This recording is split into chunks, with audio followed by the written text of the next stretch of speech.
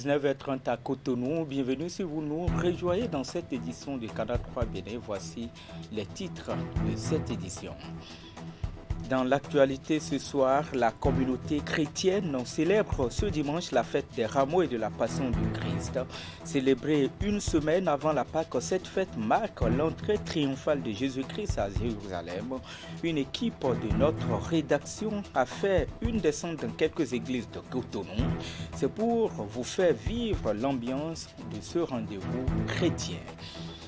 Depuis quelques années, le gouvernement béninois met un accent particulier sur l'enseignement technique et la formation professionnelle. Pour l'accompagner dans ses efforts permanents, la Société béninoise de brasserie a formé des jeunes béninois une formation couronnée par la remise d'attestation au centre EA de Cotonou. Images et détails à suivre.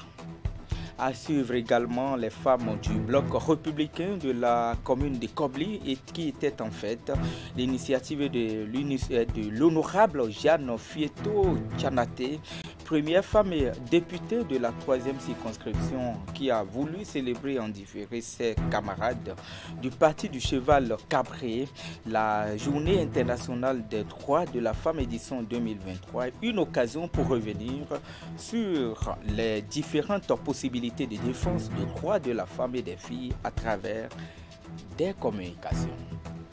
Voilà pour le sommaire de cette édition.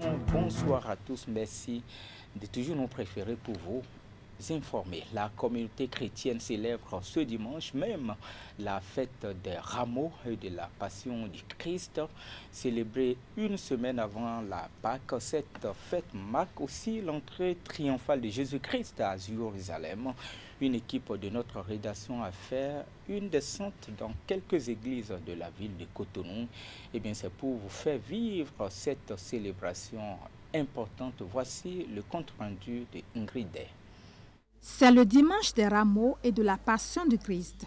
Très tôt ce matin, les chrétiens catholiques ont pris d'assaut les églises avec des rameaux à la main. Célébrée une semaine avant la Pâque, cette fête chrétienne annonce l'entrée triomphale de Jésus à Jérusalem. Elle marque également l'entrée dans la semaine sainte. Le dimanche des rameaux nous rappelle l'entrée triomphale de Jésus à Jérusalem. Et quand il est venu, il y a des fidèles qui ont soulevé les rameaux pour le louer, le glorifier, pour montrer sa puissance, sa magnificence. Il reste une semaine pour le cheminement de notre Seigneur, où il doit mourir pour nous redonner la vie. Quand on s'arrête à dimanche des rameaux seulement, on célèbre l'entrée triomphale de Jésus à Jérusalem. Mais c'est en même temps dimanche de la Passion de notre Seigneur Jésus-Christ. C'est pourquoi déjà aujourd'hui, nous sommes dans la joie, mais en même temps, nous entrons dans la tristesse. L'évangile d'aujourd'hui, c'est un évangile très long. C'est la Passion de Jésus-Christ. C'est l'évangile de Matthieu qu'on a lu aujourd'hui. Et tout ce qui a été dit dedans questionne chaque chrétien. C'est donc une interpellation. Et chacun de nous doit, pendant cette semaine, faire plus attention à lui, sur son comportement, sur sa vie, sur son passé, pour que demain soit meilleur à aujourd'hui. C'est un temps de conversion, un temps de pénitence, un temps de retour en grâce. À l'instar des chrétiens catholiques, les fidèles du christianisme céleste n'ont pas dérogé à cette tradition.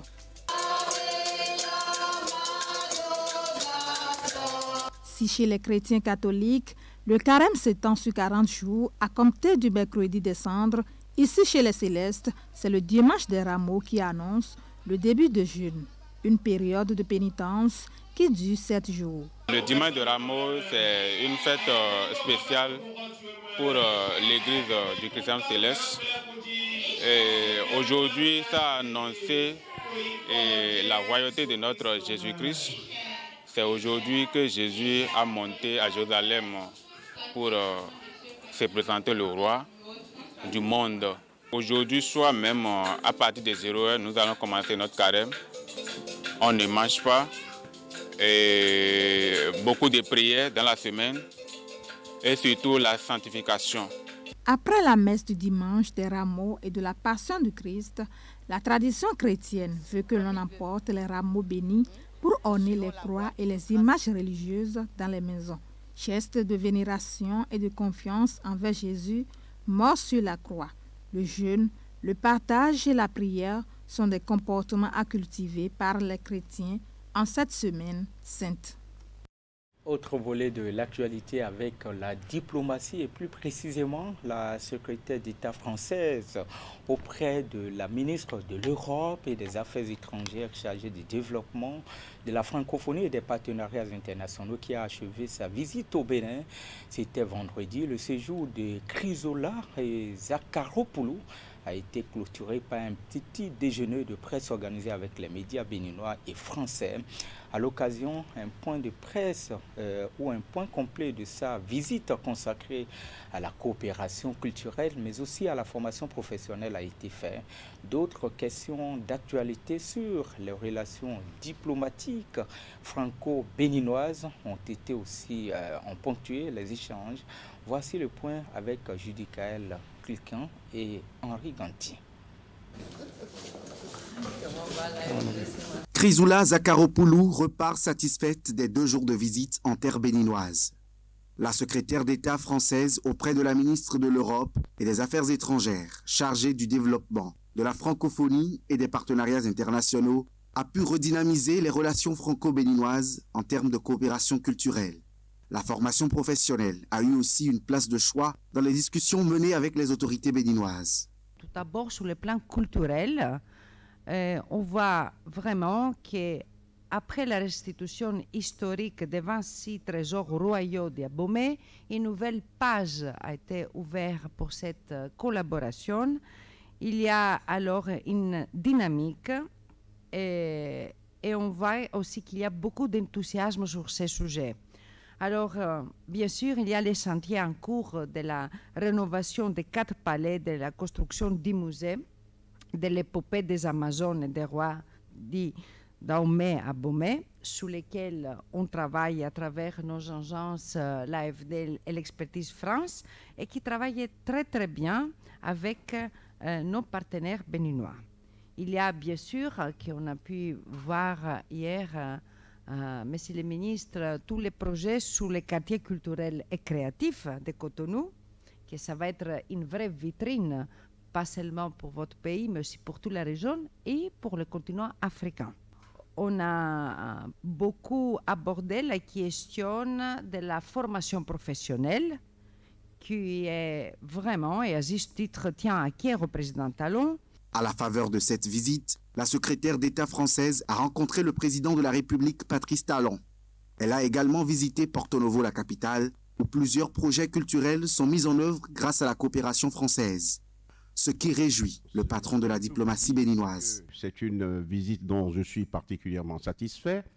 C'est une visite qui a permis de redynamiser, si besoin en était, notre coopération avec la France et qui s'inscrit, comme vous le savez, dans la dynamique qui a commencé lors de la visite ici du président Macron le 27 juillet de l'année dernière, qui s'est poursuivie au mois de septembre lorsque, avec une délégation de ministres de la République, j'ai rendu visite à Madame la ministre pour le suivi. Quelles sont les nouvelles orientations politiques et sécuritaires? Dans les échanges avec les hommes des médias, Chrysoula Zakharopoulou et Aurélien Agbenonsi rassurent sur la qualité des relations diplomatiques entre les 2 pays. Les bases sont bénéfiques pour les 2 parties, que ce soit sur les questions sécuritaires qu'en termes d'investissement économique. Depuis quelques années, le gouvernement béninois met un accent particulier sur l'enseignement technique, mais aussi la formation professionnelle. Et pour l'accompagner dans ses efforts permanents pour la réussite d'une telle option, la Société béninoise de brasserie a formé des jeunes béninois une formation couronnée vendredi 31 mars pour la remise d'attestation. C'était ici même à Cotonou, plus précisément au centre EIA de Cotonou, à Sionbon, Kanya, Sionbon. La Société béninoise de brasserie aide 5 enfants issus de milieux défavorisés à obtenir leurs attestations professionnelles. En janvier 2020, grâce à l'ONG Citoyens des rues internationales Bénin, ils ont intégré les ateliers de formation de la société. Ils ont été alors formés en fabrication mécanique, électricité bâtiment et mécanique des engins de manutention. L'objectif de cette initiative citoyenne était d'encourager l'apprentissage du savoir-faire et l'acquisition de compétences afin d'inciter les jeunes à devenir des entrepreneurs qualifiés. Ils étaient tous des enfants en situation de rue et de vulnérabilité recueillis par l'ONG. Avec désormais leur formation professionnelle et leurs attestations en main, ils disent adieu à leur passé d'enfants de rue. Leur visage affiche satisfaction, comme chez les structures qui les ont accueillis et formés. Nous avons été formés au sein de la Sobebra dans différents corps de métier avec une prise en charge de nos besoins sur le plan sanitaire, alimentaire, sécuritaire et éducatif. Qu'importe le chemin parcouru, seule l'issue compte et nous réjouit ce soir. Si vous êtes parvenus à ce stade aujourd'hui, c'est grâce aux ingénieurs métiers et techniciens chevronnés qui ont d'abord cru au projet, qui ont accepté de vous accueillir et ensuite qui ont su avec la patience, la dextérité, vous transmettre leur savoir-faire.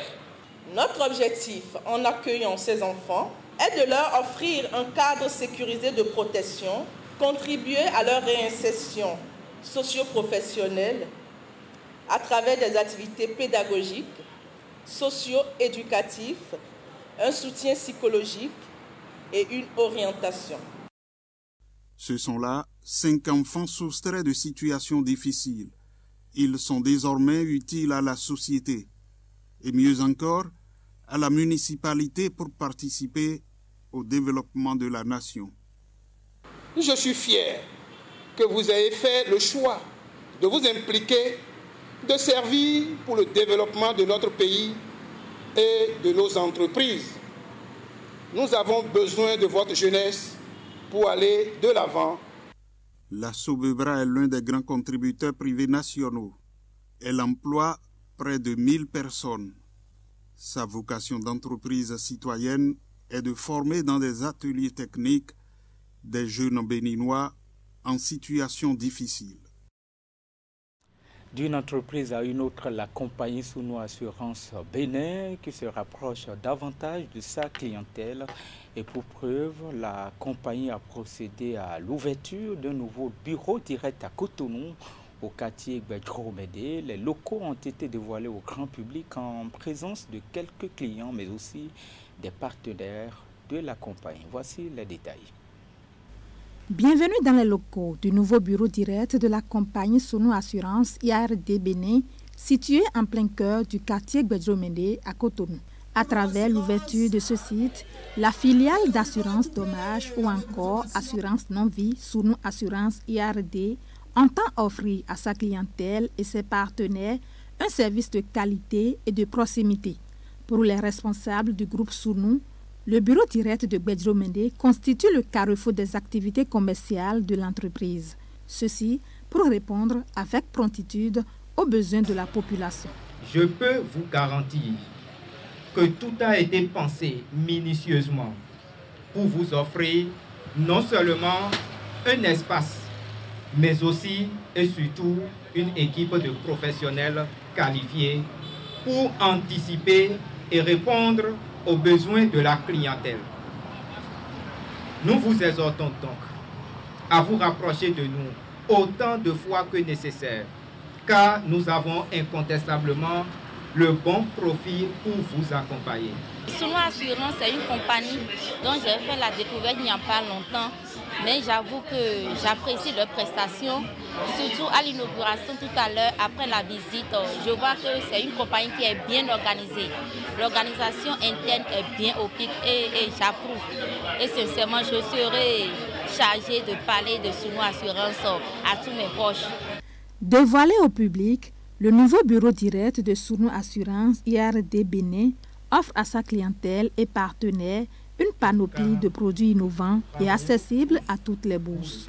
Dans cet espace conseil résolument moderne et convivial, vous pouvez désormais vous renseigner ou souscrire aux produits d'assurance dommages tels que l'assurance multirisque habitation, l'assurance multirisque professionnelle, l'assurance responsabilité civile, l'assurance tout risque chantier, l'assurance individuelle accident, l'assurance voyage, l'assurance transport de marchandises, l'assurance santé flexible très innovante dénommée Flex Santé, l'assurance automobile, l'assurance crédit caution, pour ne citer que ces produits.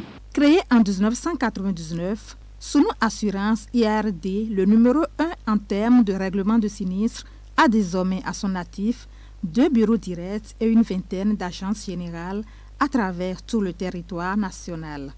Avec Sounou Assurance IRD, vos biens sont protégés et vos déplacements sécurisés.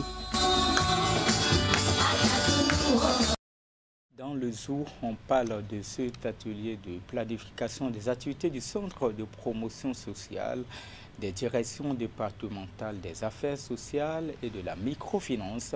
Les assises s'inscrivent dans le cadre de la mise en œuvre du programme d'appui à l'égalité du genre lancé en février 2023. Imet Hélène Mosson. Lancé officiellement le 28 février dernier, le projet a démarré depuis juillet 2022 et va s'achever en juin 2026. Pour cette première phase, le programme d'appui à l'égalité du genre vise à renforcer la dynamique de la promotion et protection de la femme au Bénin. Il est mis en œuvre grâce à l'appui technique et financier de la coopération suisse. La question de l'égalité de genre, équité sociale, égalité hommes-femmes devant la loi, est une question transversale pour les programmes du Bureau de la coopération suisse.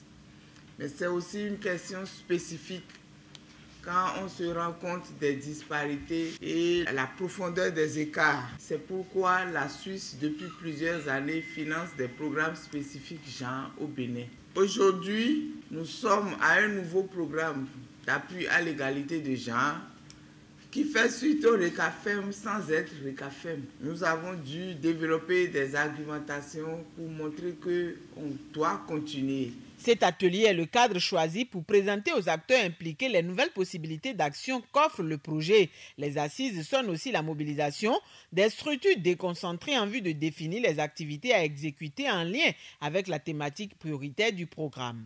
Je me réjouis sincèrement du choix porté sur mon département pour abriter les travaux de cet atelier parce que le département du Zou est l'un des départements du Bénin les plus touchés par les violences basées sur le genre.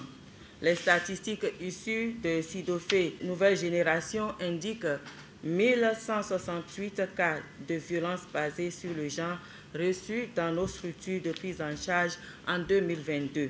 On peut dire que le programme d'appui à l'égalité du genre vient en appui à toutes les initiatives de promotion du genre, puisque son deuxième outcome accorde une importance capitale à la qualité des services sociaux que nous offrons à nos sites. Il vise en effet des approches innovantes de renforcement des capacités des acteurs que nous constituons. De ce nouveau partenariat, nous avons convenu une vingtaine d'activités à exécuter tout au long de l'exercice 2023, avec l'implication des directions centrales, techniques et déconcentrées du ministère, avec un accompagnement financier estimé à 445 millions de francs CFA. Pendant 2 jours, les chefs des centres de promotion partenaires ainsi que ceux des services de planification, des affaires administratives et financières auprès des directions départementales, des affaires sociales et de la microfinance et bien d'autres cadres invités ont eu droit à plusieurs communications, lesquelles ont permis de présenter les objectifs du programme, de même que les modalités de son exécution. Dans le septentrion, maire, secrétaire exécutif et trésorier communaux de 13 communes des départements de l'Atakora et de la Donga étaient en atelier à Natitengu. Au menu de cette rencontre de travail, les composantes, les domaines d'intervention, mais aussi les approches de mise en œuvre des projets de cohésion sociale des régions au nord du golfe de Guinée-Kosso. Il était question donc de donner et d'expliquer à ces différents acteurs toutes les informations liées aux 10 projets. On voit le point avec Régis Hippolyte Agosso. Améliorer la collaboration régionale et ainsi renforcer la résilience socio-économique et climatique des communautés frontalières vulnérables dans les régions cibles du nord des pays du Golfe de Guinée, exposés à la fragilité, aux conflits et aux risques climatiques. Voilà l'objectif du projet Cohésion sociale des régions nord du Golfe de Guinée, Kozo, qui réunit en atelier ce vendredi à Natitengu, maire, SE et trésoriers communaux des départements de l'Atakora et de la Donga. Nous sommes là aujourd'hui dans le cadre de ce projet qui met à disposition des ressources et des ressources qui vont être utilisées à près de 75% par les budgets communaux.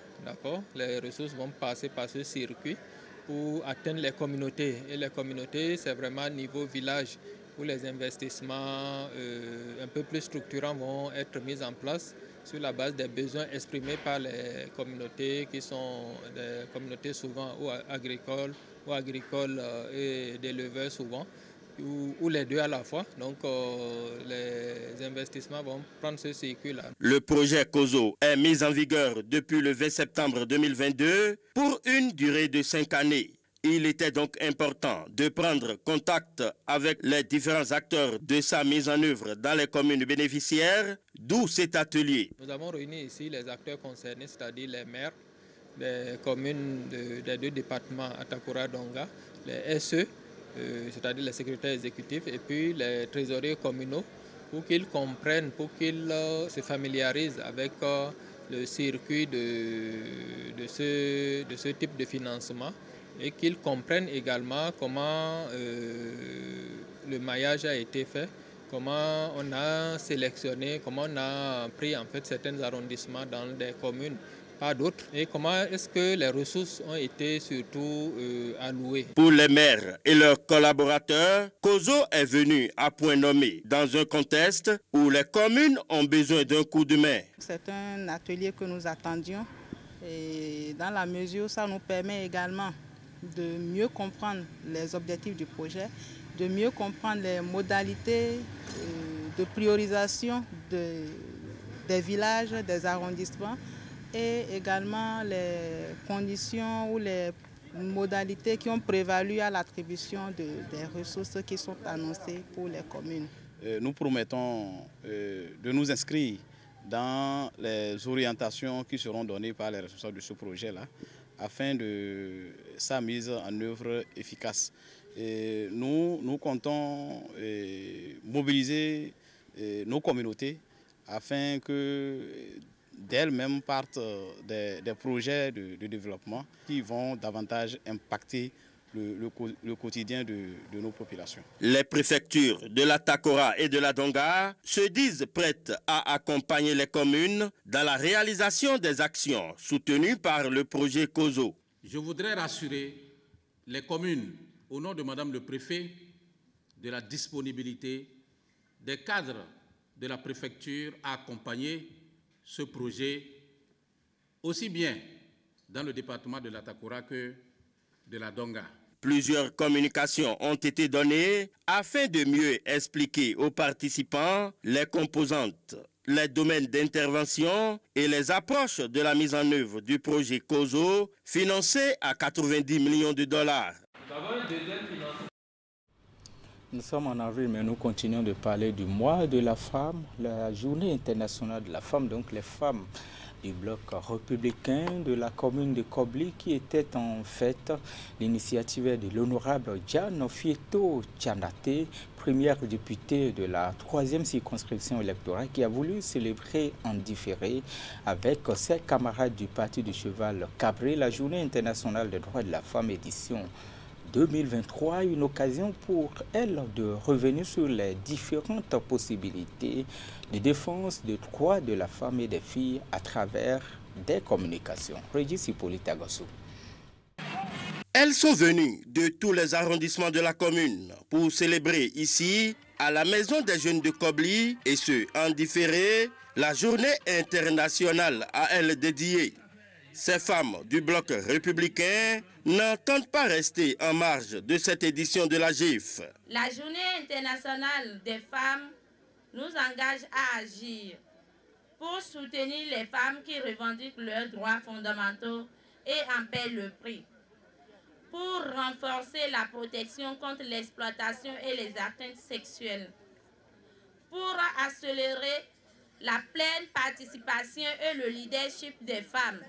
Ensemble, œuvrons main dans la main avec les gouvernements, le secteur privé, la société civile pour bâtir une société plus inclusive. Initiative de la première femme députée de la 3e circonscription électorale, cette célébration vise à reconnaître la place de la femme dans la société en général et surtout celle de la femme du parti du cheval cabré. Aujourd'hui, où en sommes-nous, camarades militantes?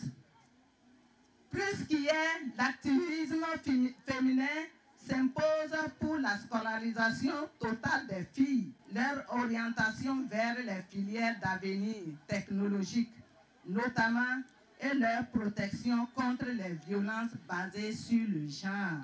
Je reste confiante que les participants et modérateurs que nous sommes mèneront des échanges à même de réveiller et de maintenir les ailes militants et associatifs des femmes et des filles de la 3e circonscription électorale en général et celle de Kobli en particulier. Pour la circonstance, l'honorable Tchanate Fietojane a reçu le soutien de son collègue de Bokombe et des maires de la Pendjari. Nous avons vu l'organisation de Kobli et ailleurs on va réajuster.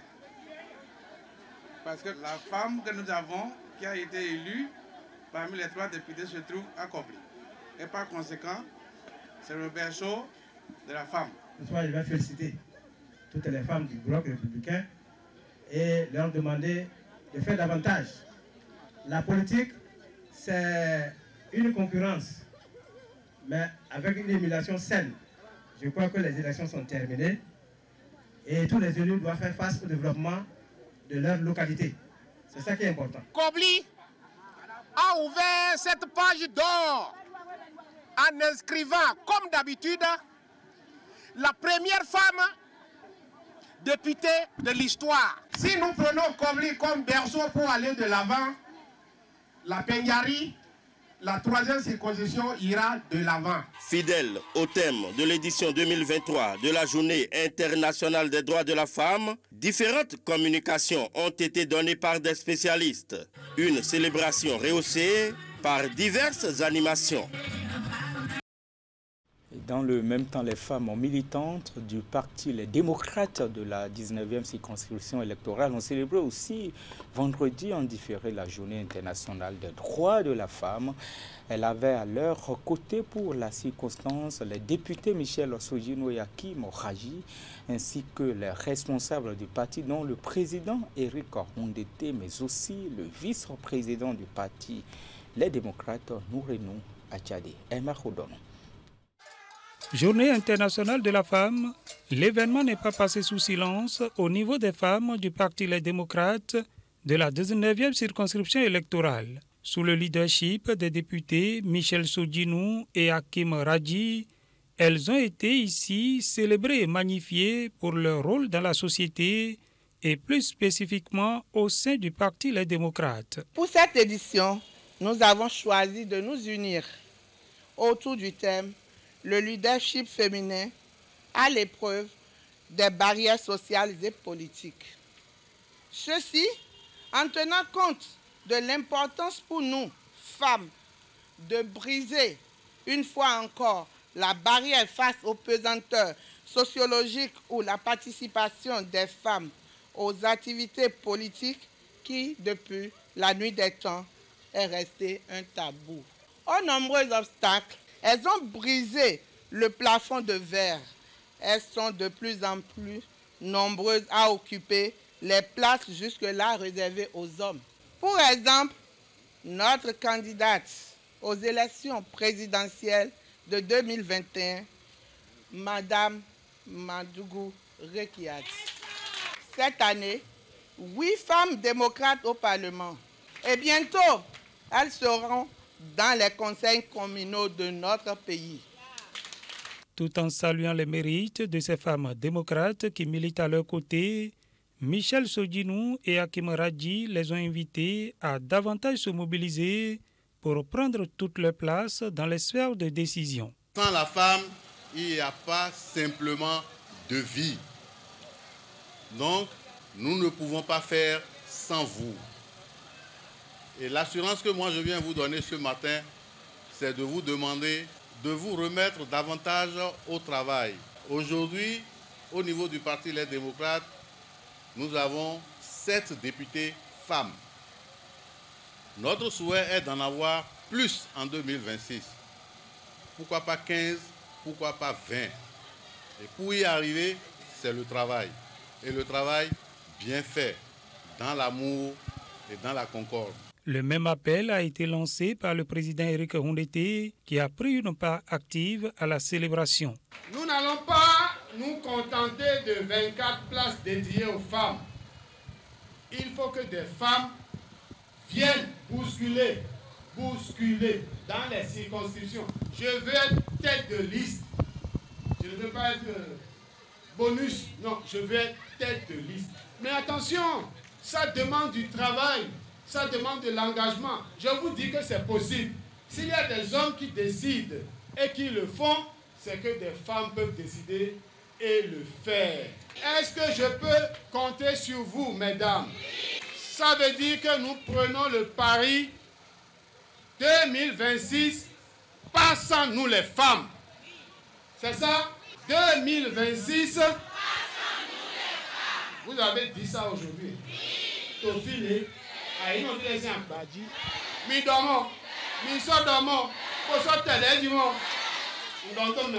À partir de Porto Novo, les femmes du Parti Les Démocrates ont pris un nouvel engagement, celui de travailler à gagner plus de places, non seulement au sein de leur formation politique, mais également lors des prochains rendez-vous électoraux. C'est la fin de cette édition préparée par l'ensemble de votre équipe rédactionnelle. Merci de votre fidélité. Bonsoir chez vous. Je vous retrouve à très bientôt.